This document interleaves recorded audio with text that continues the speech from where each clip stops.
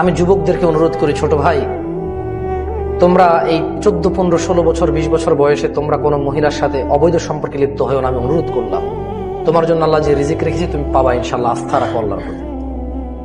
আমি যুবতী আমার বোনদেরকে বলতে চাই, বোন, তুমি এই ছেলেদের সাথে তোমার চরিত্র নষ্ট করেও না।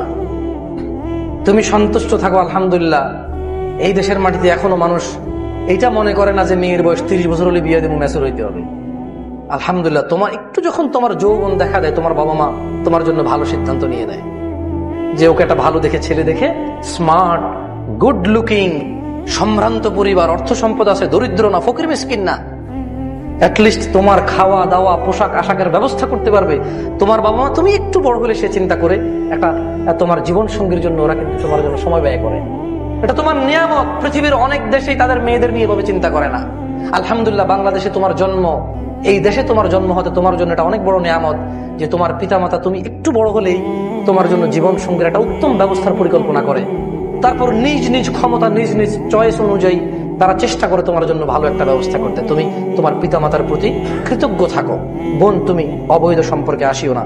আকুলু কওলি হাযা ওয়াস্তাগফিরুল্লাহ লি ওয়া লিসাইরিল মুসলিমিনা ওয়াল মুমিনিন ফাস্তাগফিরুহু ইন্নাহু হুয়াল গফুরুর রহিম। সবাই ইস্তিগফার করেন।